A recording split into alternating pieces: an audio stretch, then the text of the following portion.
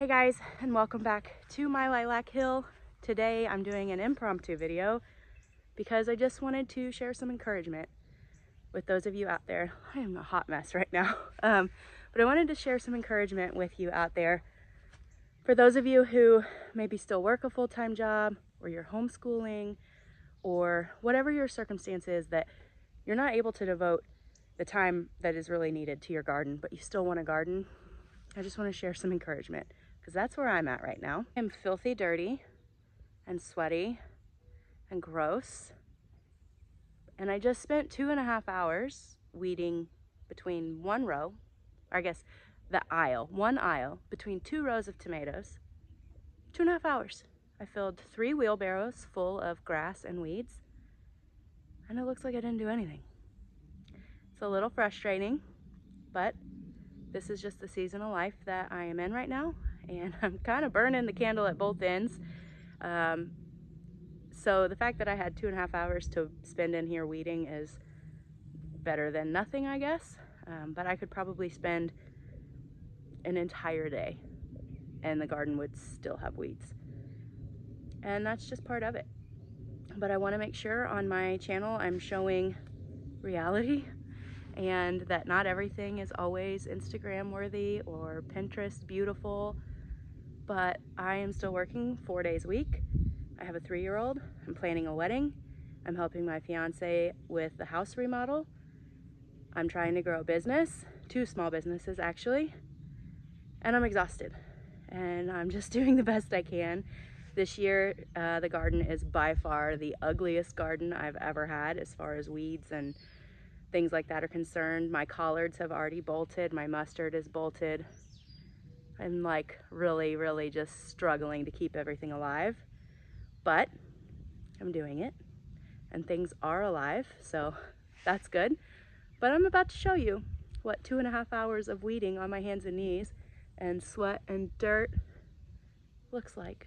First, I'll show you what the main garden area looks like. This area I have not touched at all. Look at that. Look how dirty I am. This area I have not touched at all. Obviously, you can tell it looks like grass. You can't hardly even tell where any of my stuff is. So that's great. But I do have some cabbage. That's my mustard that is going to seed. My kale is going strong. My garlic is going strong. I've got cucumbers finally starting to take off. My beans are taking off. So not all is lost. And this week I plan on spending at least 2 hours a day trying to get kind of caught up on these weeds before they just get to the point where it chokes out all of my plants. But now let's look at the one row that I was able to weed. Actually, let's look at all of the weeds that I took out. That is 3 of those wheelbarrows full of weeds that I took out of this row. Let's go look. There she is. So there she is. Just between these 2 T-posts. I started down by those sunflowers and I just kind of worked my way up. There's still a lot of grass. Grass is so incredibly hard to stay on top of, and you really can't pull it all from the roots. I was able to get several of the weeds pulled from their root, and that is so satisfying. I'll try and throw in a picture right here. But yeah, you can barely tell I did anything. But it did look worse than this row. I'll try and throw a before picture up here. It looked, well, like all of that did. So when you step back, you can kind of tell. And as I am able to spend some more time out here and walk on these rows, it won't be so bad. Last weekend, we finally got some rain. We got 2.5 inches. And while I am so incredibly thankful for that rain, this is what happened to my garden because of it. So it's just one of those things you got to do your best to stay on top of, because the weeds will take over. But let's go look at these tomato plants. I think I showed you in one of my first garden tours the difference between the tomato plants that I started and the tomato plants that my mother-in-law started in her low tunnel outside. Hers look fantastic, and actually I'm going to have to restake them with better string because my string is not holding them up. So I'll show you that too. But the ones that I started from seed inside, I think I explained I was just trying to do the best I could, and I threw all of them into a solo cup by variety, and just kind of did the best that I could with that. Let me try and go back to the shade so that you can see a little better. They looked terrible when I first put them in, but they are making a comeback and they are looking really good. So let's look.